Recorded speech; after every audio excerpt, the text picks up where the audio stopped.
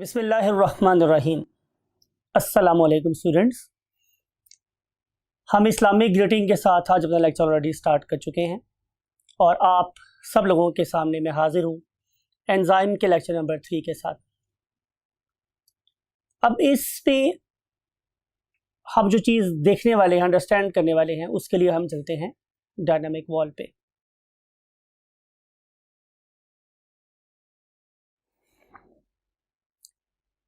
आप लोगों के सामने ये एक इमेज है, एक रॉक क्लाइंबर है जिसे हम उर्दू में कोहपेमा कहते हैं।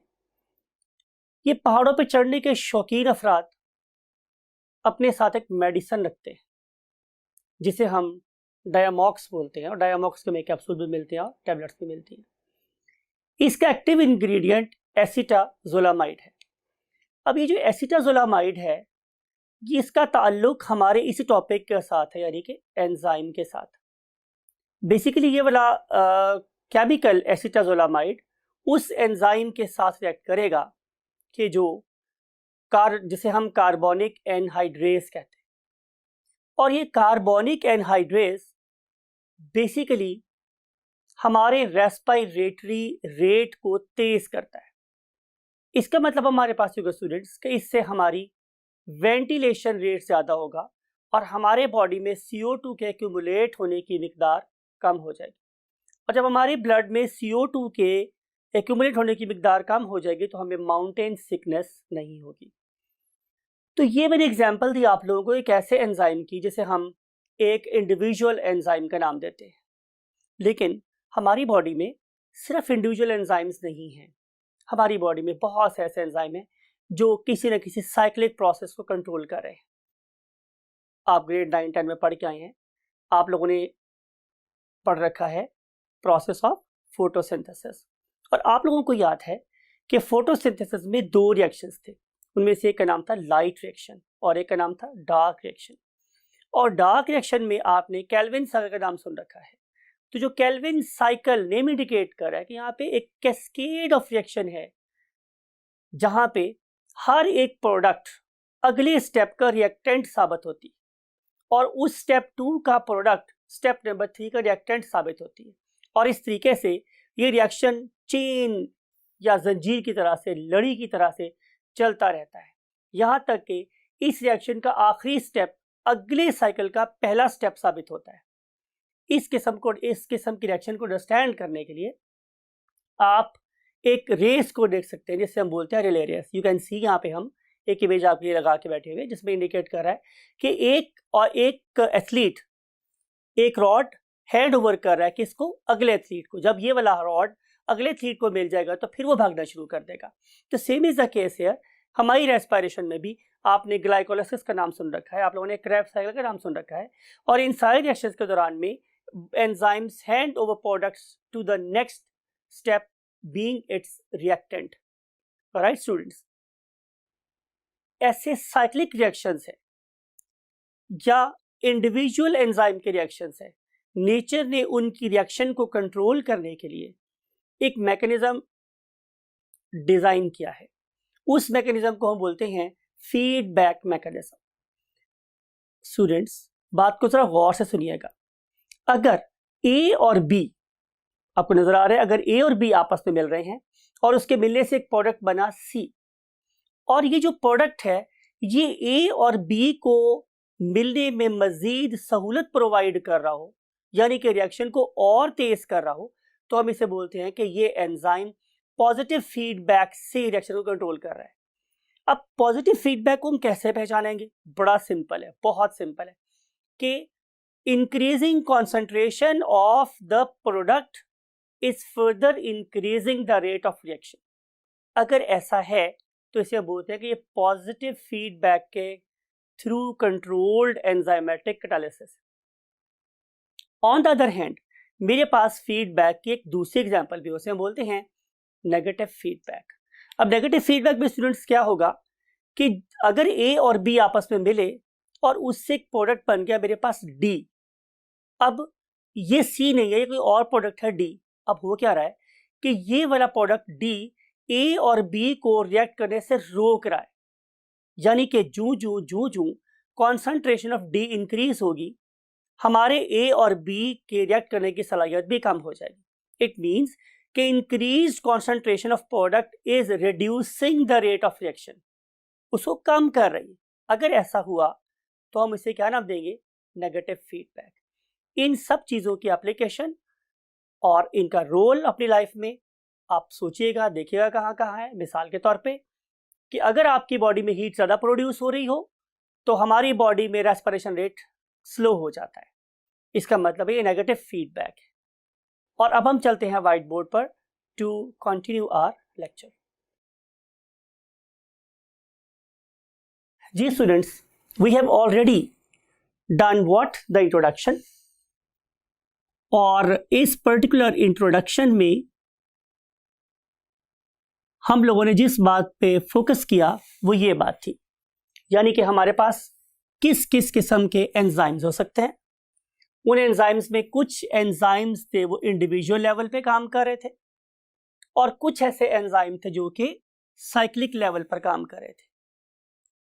हम इसकी अब एक और लेवल से ग्रुपिंग स्टडी करते हैं, और वो क्या है स्टूडेंट्स? लुक एट दिस, इसमें स्टार लगा रहा हूं आप लोगों के लिए। That is the group based enzymes. Group based enzyme से मुराद मेरे पास ये है स्टूडेंट्स कि बहुत से ऐसे एंजाइम्स हैं कि जो किसी स्पेसिफिक ग्रुप ऑफ सबस्ट्रेट के साथ ही रिएक्ट करते हैं। फॉर एग्जांपल, जितने भी एमाइलेजेस हैं, ये सिर्फ और सिर्फ कार्बोहाइड्रेट के साथ रिएक्ट करते हैं,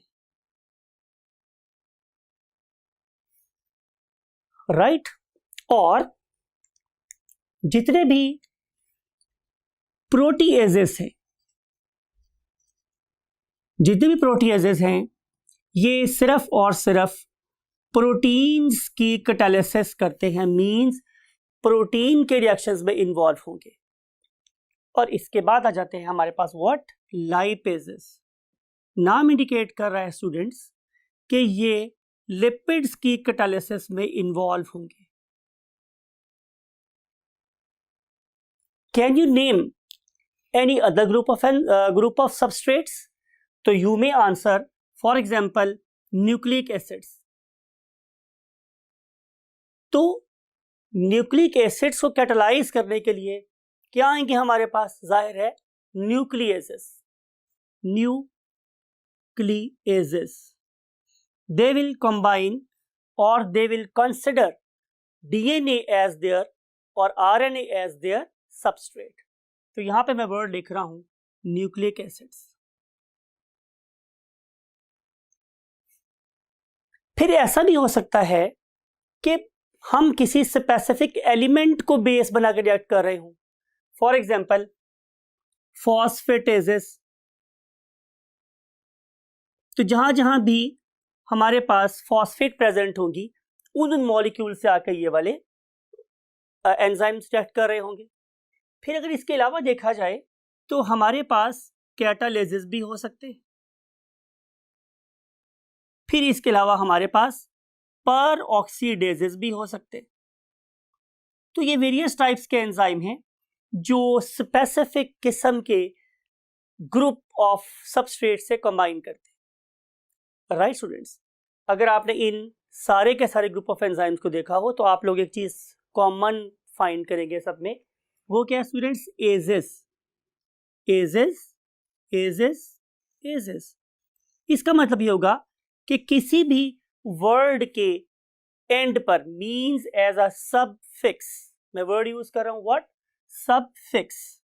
अगर किसी जगह पर सबफिक्स इस्तेमाल हो एज और एजेस, राइट, तो इसका मतलब है कि ये डेफिनेटली ग्रुप ऑफ एंजाइम है। लेकिन अगर मैं वर्ड यूज करता हूं students, for example trypsin, right, या मैं वर्ड यूज कर रहा हूं फॉर एग्जांपल एमाइलॉप्सिन,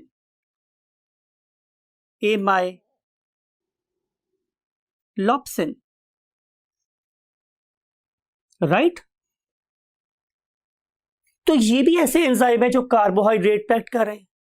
तो फिर एमाइलेजेस और इनमें क्या फर्क है? तो आंसर इज कि ये इंडिविजुअल एंजाइम्स हैं, मींस ट्रिप्सिन और एमाइलॉप्सिन इंडिविजुअल एंजाइम्स। और जहां के भी वर्ड एज आता है इसका मतलब हम ग्रुप ऑफ एंजाइम्स की बात करें। इसकी मिसाल लेने के लिए हम फॉर एग्जांपल अपने एक मायनास कैरेक्टर की एग्जांपल लेते हैं, शाहिद खान अफरीदी। अब अगर तो मैं वर्ड यूज कर रहा हूं शाहिद खान अफरीदी, तो इसका मतलब है मैं किसी एक एंजाइम की, एक इंडिविजुअल की बात कर रहा हूं। लेकिन मैं वैसे बात करूं कि अफरीदी, इसका क्या मतलब है? लोगों का एक बहुत बड़ा ग्रुप है, और इस बहुत बड़े ग्रुप में सिर्फ शाहिद खान अफरीदी शामिल नहीं है, बल्कि अफरीदी खानदान से जितने भी लोग हैं उसमें शामिल हो सकते हैं। तो ये है ग्रुप ऑफ एंजाइम एजेस। और अगर किसी एंजाइम के नाम के एंड पर SIN और इन आ जाए, इसका मतलब है कि ये इंडिविजुअल एंजाइम है।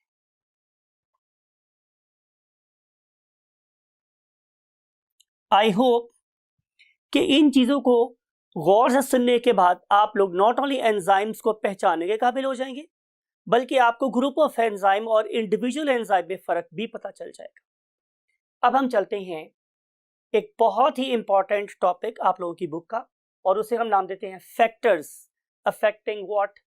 The rate of enzymatic catalysis. Factors affecting rate of enzymatic catalysis, यानी कि वो कौन कौन से फैक्टर्स हैं कि जो एक एंजाइम गवर्न्ड रिएक्शन को कंट्रोल कर सकते हैं। तो ये देख रहे हैं आप लोग कि 4 फैक्टर हम स्टडी करेंगे। Number 1 concentration of substrate, number 2 concentration of enzyme, number 3 temperature, number 4 pH. So we are starting with the very first thing. Very first thing is concentration of substrate.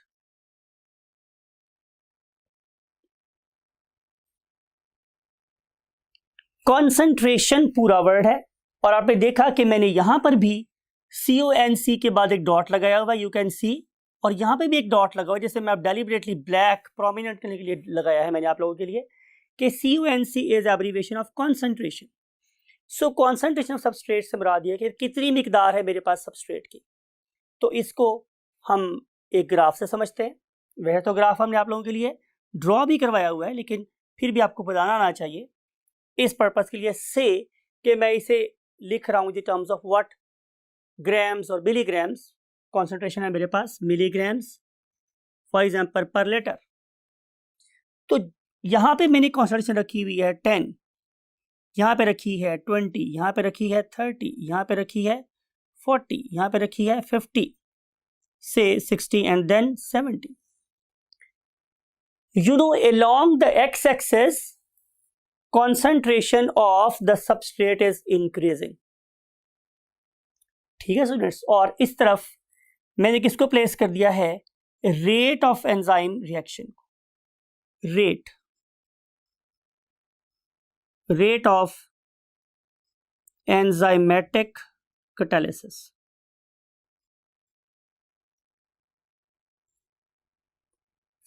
तो हम लोगों को क्या नजर आएगा स्टूडेंट्स कि जू कॉन्सेंट्रेशन इंक्रीज करेंगे किसकी? सबस्ट्रेट की, तो रेट ऑफ रिएक्शन भी बढ़ता चला जाएगा।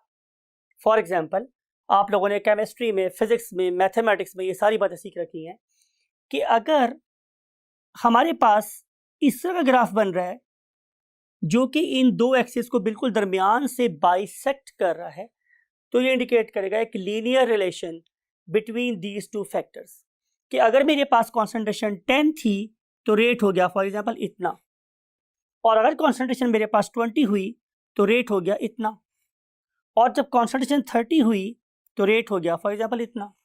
तो जब जब कॉन्सेंट्रेशन इंक्रीज हो रही है, रेट ऑफ रिएक्शन भी बढ़ता चला जा रहा है। That is indicated by this arrow. Arrow लगाना मत भूलिएगा मेरी तरह से आप लोग स्टूडेंट्स, एरो इज मस्ट। हम इसमें बता रहे हैं कि कॉन्सेंट्रेशन इस तरफ इंक्रीज हो रही है और रेट इस तरफ इंक्रीज हो रहा है, लेकिन अगली बात इंपॉर्टेंट स्टूडेंट्स कि एक टाइम आया कि जब मैंने कॉन्सेंट्रेशन फॉर एग्जांपल किसी खास लिमिट के बाद जब इंक्रीज की, से कि वो ये थी हमारे पास दिस वन, इसके बाद मैंने कॉन्सेंट्रेशन 50 कर दी, मैंने कॉन्सेंट्रेशन 60 कर दी, 70 कर दी, यानी कि I am increasing concentration of what substrate continuously, but there is no increase in the rate of reaction, यानी कि इस पर्टिकुलर लेवल पर भी रेट यही रहा, इस पर्टिकुलर कॉन्सेंट्रेशन के ऊपर भी रेट क्या हुआ स्टूडेंट्स, यही रहा, और इस कॉन्सेंट्रेशन पर भी रेट क्या हुआ, यही रहा। इसका मतलब है कि इस खास कॉन्सेंट्रेशन से आगे मुझे सबस्ट्रेट की कॉन्सेंट्रेशन इंक्रीज करने का कोई फायदा नहीं हुआ। सवाल यह है कि ऐसा क्यों है। आंसर लाइक करता है आपके प्रीवियस लेक्चर पे। आपको याद होगा हमने ये बात कही थी कि जब मेरे पास एंजाइम किसी सबस्ट्रेट से मिलता है तो स्टूडेंट्स क्या बन जाता है, आपको वेरी गुड, आपने बिल्कुल सही कहा है, एंजाइम सबस्ट्रेट कॉम्प्लेक्स बन जाता है, राइट। अब यहाँ पे इस पर्टिकुलर पॉइंट पे आपको क्रिटिकली सोचने की जरूरत है कि इस पर्टिकुलर पॉइंट से आगे क्यों सबस्ट्रेट इंक्रीज करने से रिएक्शन नहीं बढ़ रहा। तो आंसर ये है कि जितनी भी मेरे पास एक्टिव साइट्स थी वो सारी की सारी कंज्यूम हो गई। Now no more enzyme is present. तो जब मेरे पास एंजाइम प्रेजेंट ही नहीं होगा तो मजीद ईएस कॉम्प्लेक्स कैसे बन सकता है। तो जब ज्यादा ईएस कॉम्प्लेक्स नहीं बनेगा तो ज्यादा प्रोडक्ट भी नहीं बनेगी, तो रेट ऑफ एंजाइम रिएक्शन भी इस पर्टिकुलर पॉइंट से आगे एक्सीड नहीं करेगा। सो ये है मेरे पास एक optimum concentration of what, enzyme concentration for this reaction. अब सवाल ये है कि क्या मैं इस पर्टिकुलर लाइन को फर्दर कंटिन्यू कर सकता हूं। तो आंसर इज यस। उसका सिंपल सा वे मेरे पास क्या है कि आप एंजाइम कॉन्सेंट्रेशन को भी इंक्रीज करें अगर आप लोग कॉन्सेंट्रेशन ऑफ सबस्ट्रेट इंक्रीज कर रहे हैं, राइट। जब आप इसमें और एंजाइम ऐड करेंगे तो जाहिर है आप लोगों के पास एक्टिव साइट्स बढ़ जाएंगी। अब ज्यादा मिकदार में ईएस कॉम्प्लेक्स बनेगा तो जाहिर है हमारे पास प्रोडक्ट भी ज्यादा बनना शुरू होगी और ये रेट इस क्रिटिकल वैल्यू से ऊपर जाना शुरू हो जाएगा। So this is the effect of concentration of substrate. Concentration of substrate कम है तो किसी खास लेवल से आगे रेट ऑफ रिएक्शन नहीं चलेगा। अगर आप लोग कॉन्सेंट्रेशन बढ़ा रहे हैं तो रेट ऑफ रिएक्शन बढ़ सकता है। अगर एंजाइम की एक्टिव साइट्स अवेलेबल हुई और अगर एक्टिव साइट्स खत्म हो गई तो फिर आप जितना मर्जी कॉन्सेंट्रेशन इंक्रीज कर लें सबस्ट्रेट की, रिएक्शन का रेट फर्दर इंक्रीज नहीं हो सकता।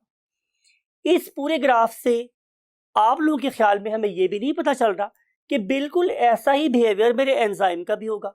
रीजन इज कि एंजाइम का बिहेवियर और इसका बिहेवियर आपस में ओवरलैप कर रहे हैं। उस वाले केस में भी अगर एंजाइम की कॉन्सेंट्रेशन, फॉर एग्जांपल मैं यूं करता हूं कि मैं यहां पे instead of writing what concentration of substrate, मैं यहां पे लिख दूं कॉन्सेंट्रेशन ऑफ एंजाइम।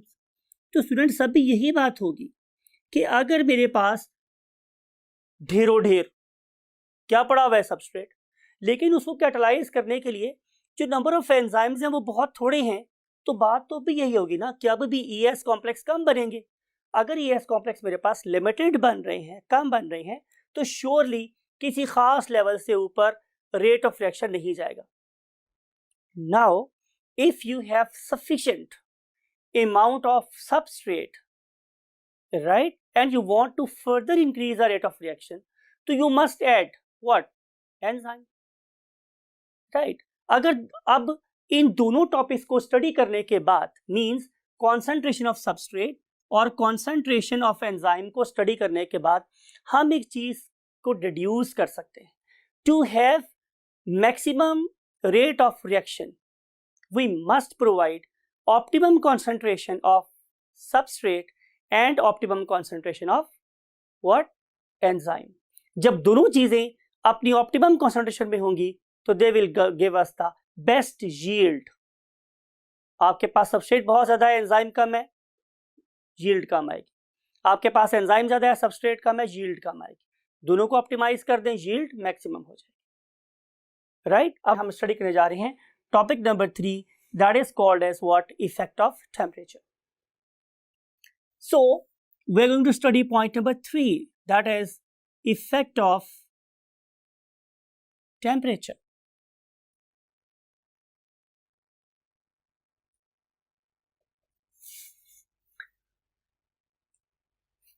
इसको अंडरस्टैंड करना भी बहुत आसान है, लेकिन इस पर्पस के लिए भी मुझे आप लोगों के साथ बनाना है क्या, एक ग्राफ। और वो ग्राफ जाहिर है दो एक्सिस पे मुश्तमिल है, this one and this one, यही दो एक्सिस है मेरे पास। यू नो वेरी वेल कि हम इंडिपेंडेंट फैक्टर को कहां लेते हैं, along x axis. Independent mean जिसके ऊपर रिएक्शन डिपेंड कर रहा हो। तो इस वाले केस में टेम्परेचर पे डिपेंड कर रहा है रेट ऑफ रिएक्शन, लिहाजा मैं टेम्परेचर को लूंगा along x axis, along x axis, right students. फिर मैं रेट ऑफ रिएक्शन को लूंगा किसके along, along y axis, because temperature पे डिपेंड कर रहा है रेट ऑफ रिएक्शन। अगर मेरे पास टेम्परेचर कम है तो रेट ऑफ रिएक्शन कम होगा, और अगर टेम्परेचर ज़्यादा हुआ तो रेट ऑफ रिएक्शन ज़्यादा हो जाएगा। इसका मतलब है कि आइडियली स्पीकिंग इस वाले केस में भी मेरे पास ग्राफ कुछ इस तरह का ही बनना चाहिए, बिकॉज कि by increasing factor along x axis, factor along y axis will also increase, दोनों बढ़ जाएंगे। तो जब दोनों बढ़ रहे हों तो हम उसे बोलते हैं कि there is a directly proportional relation between the what, independent factor and dependent factor. इसको अंडरस्टैंड करने के लिए हम क्या कर रहे हैं, यहाँ पे लिख रहे हैं 0 डिग्री सेल्सियस टेम्परेचर, और यहाँ मैं लिख दिया है students 10 degree Celsius temperature, then 20, then for example 30, then 40, then for example 50, and then 60 for example. So this is temperature in degree Celsius. इस चीज को हम बोलते हैं फील्ड्स ऑफ द ग्राफ। एक अच्छा स्टूडेंट कभी भी अपने ग्राफ की फील्ड्स को अनलेबल्ड नहीं छोड़ता। यहां पे आपने देखा मैंने फील्ड में दो चीजें ली है, नंबर एक के वो फैक्टर कौन सा है, और दूसरा उसका स्केल में कौन सा यूज कर रहा हूं, यूनिट कौन सी यूज कर रहा हूं। तो मैंने यहाँ पे टेम्परेचर लिया है डिग्री सेल्सियस में, तो वैसे मैंने यहाँ लिख दिया था, लेकिन आप लोगों की दोबारा यहाँ मैंने बोल्ड करके लिखा है so that you may never miss it in the exam. तो it is temperature in degree Celsius. से हम बात कर रहे हैं स्टूडेंट्स कि 10 डिग्री सेल्सियस पे जो रेट ऑफ रिएक्शन है इट इज समवेयर हियर, वो यहाँ है। तो आपने देखा कि अगर मैं टेम्परेचर को 20 डिग्री सेल्सियस पे ले जाता हूं तो रेट ऑफ रिएक्शन बढ़ गया। फिर अगर मैं 30 ले जाता हूं टेम्परेचर को तो रेट ऑफ रिएक्शन और ज्यादा हो जाता है। पॉइंट टू बी नोटेड, बहुत इंपॉर्टेंट बात है ये तो ग्राफ मैंने बोला आइडियली स्पीकिंग सीधा ग्राफ बन रहा है, लेकिन क्या एक्चुअल प्रैक्टिस में ग्राफ इस तरह का बन रहा होता है, तो answer is no.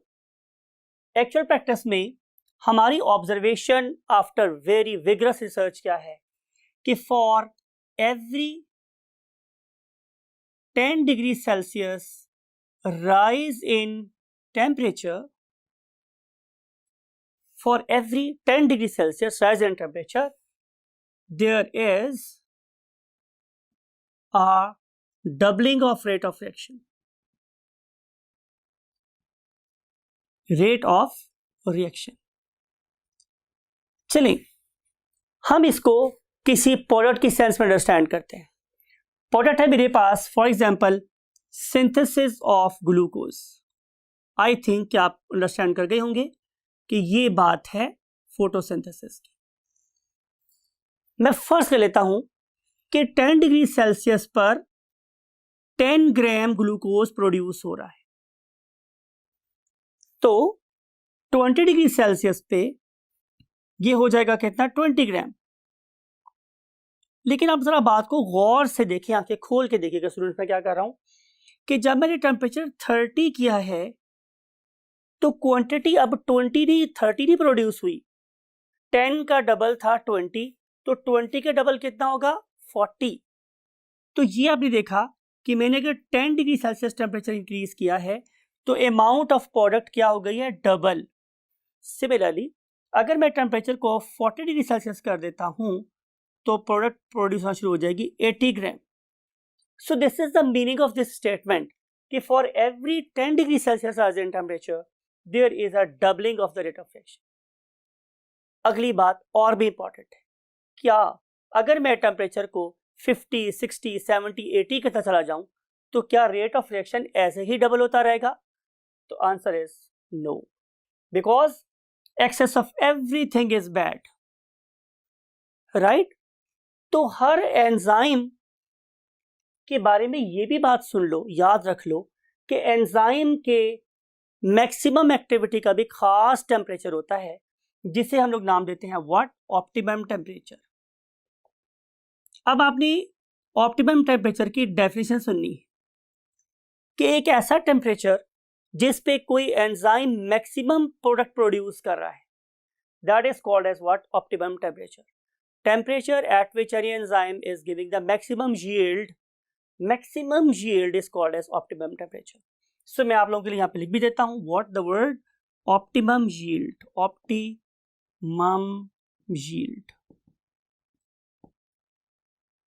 Alright.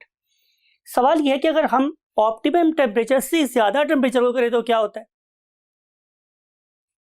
Point to be noted. First कर लेते हैं कि ये मेरे पास एक एंजाइम और ये इसकी बाइंडिंग साइट और ये उसकी एक्टिव साइट है और कैटालिटिक साइट है।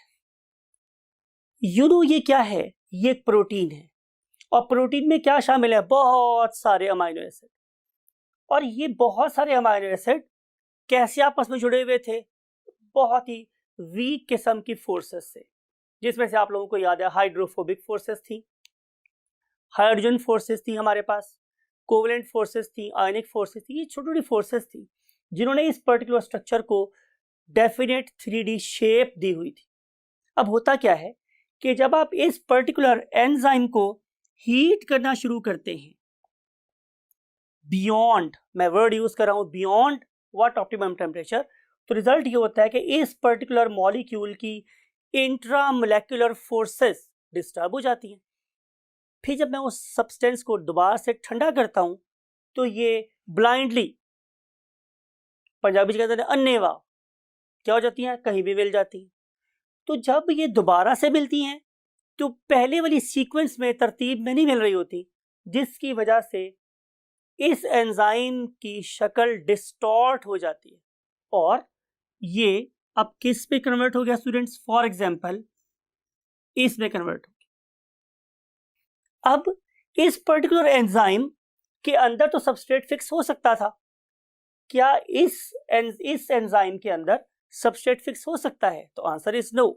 तो जब एंजाइम इसमें, सबस्ट्रेट इसमें फिक्स नहीं होगा तो फिर मैं इस पर्टिकुलर एंजाइम को बोलूंगा कि it is basically a denatured enzyme. It is a denatured enzyme.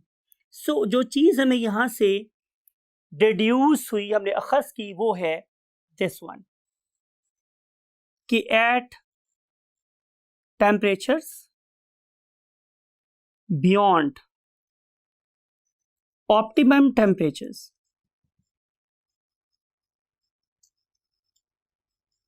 for example 60 degrees Celsius, enzymes lose their 3D structure, three-dimensional structure, hence called as denatured enzymes.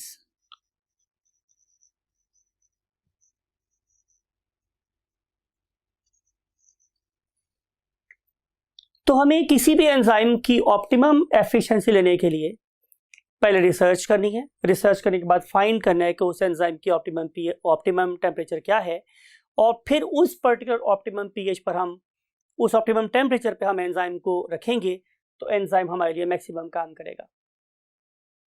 इसी एक बड़ी इंपॉर्टेंट एप्लीकेशन हमें नजर आती है चाइल्ड स्पेशलिस्ट के पास। आज हमारा जो प्रिमिटिव कॉन्सेप्ट था कि बच्चे को अगर बुखार है तो उसे कभी नहीं नहलाना चाहिए, वो हम उसको शेक कर चुके हैं, छोड़ चुके हैं उस कॉन्सेप्ट को। और आज हम ये कहते हैं अगर बच्चे का टेम्परेचर ज़्यादा हो रहा है तो आप उसे कपड़े उतार दें, आप उसे नॉर्मल पानी की पट्टियाँ करें ताकि उसकी बॉडी में जो एक्सेसिव हीट है वो इवेपोरेट हो और उसकी बॉडी का अपना एंजाइम सिस्टम डीनेचर ना हो, राइट। अगर बच्चे का टेम्परेचर बहुत ज़्यादा देर तक नॉर्मल से ज़्यादा रहे तो बच्चे के अपने एंजाइम्स ख़राब होना शुरू हो जाते हैं। तो ये एक एप्लीकेशन है इस स्टडी की जो हमें नॉर्मल लाइफ में नज़र आती है। So let's move to the last point, और वो जो मेरे पास लास्ट पॉइंट है वो क्या है, effect of pH. So we want to discuss the last topic that is called as effect of pH. पहली बात कि देखें, मैंने स्मॉल पी यूज किया और capital H. It is basically the power of hydrogen ions. P stands for the power and H stands for the protons, number of H ions, right? तो जितनी आप लोगों के पास नंबर ऑफ H ions ज़्यादा होंगे उतना वो सोल्यूशन एसिडिक होगा, और जितने कम होंगे वो बेसिक होगा। इसका मतलब ये हुआ कि जब मैं pH की बात कर रहा हूँ तो ये basically it is a measure of acidity और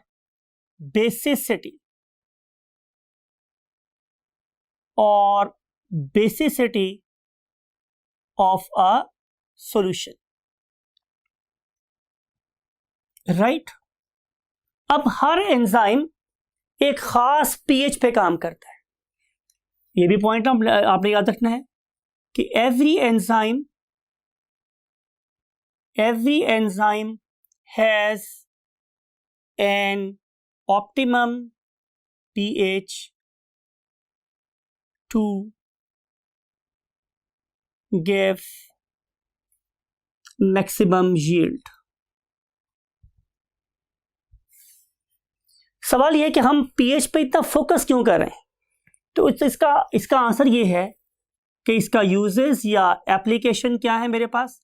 तो आंसर ये है स्टूडेंट्स कि हमें या तो रिएक्शन के लिए चाहिए होते हैं H आयंस, वो आपको एक एसिडिक एनवायरनमेंट प्रोवाइड करेगा, या फिर आप लोगों को चाहिए होते हैं फॉर एग्जांपल OH आयंस, वो आप लोगों को ये प्रोवाइड करेगा, या फिर ये दोनों चीज़ें कहीं ना कहीं एज ए एक्टिवेटर काम कर रही होंगी। तो उस लिहाज से हमें ऑप्टिमम कॉन्सेंट्रेशन ऑफ एक्टिवेटर चाहिए होती। तो इस सारे पर्पस के लिए जो ऑप्टिमम एनवायरनमेंट है वो हमें हमेशा कौन प्रोवाइड करेगी, पीएच, मीन एसिडिटी और बेसिसिटी। तो ये जो हमारे पास H और OH आयंस हैं ये रिक्वायर्ड है for the normal reaction of the enzymes. अब आप लोगों की बुक में एक टेबल गिवन है in the topic of what pH. उस पर्टिकुलर टेबल में आप लोगों को हमने 8 वैल्यूज दी हैं, राइट। 8 वैल्यूज गिवन है आप लोगों की टेबल में, उसमें से 4 वैल्यूज तो मैं आप लोगों को दूंगा और 4 वैल्यूज डेफिनेटली आप लोगों ने याद रखनी है। फॉर एग्जाम्पल आप लोगों की बुक में एक एंजाइम है, उसका नाम गिवन है at the top, that is the pepsin. और ये जो मेरे पास पेप्सिन है ये जिस पीएच पे ऑप्टिमम एक्टिविटी शो कर रहा है दैट इज 2, राइट स्टूडेंट्स। उसके बाद हमारे पास एंजाइम है सुक्रेज, राइट। और ये सुक्रेज एंजाइम है ये 4.5 पीएच पे काम कर रहा है। फिर उसके बाद जो एंजाइम आपको बताना चाहता हूं उसका नाम है काइमोट्रिप्सिन।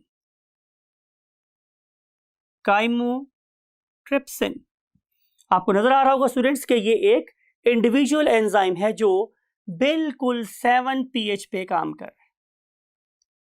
और इसके बाद जो लास्ट एंजाइम है दैट इज पैंक्रियाटिक एमाइलेज।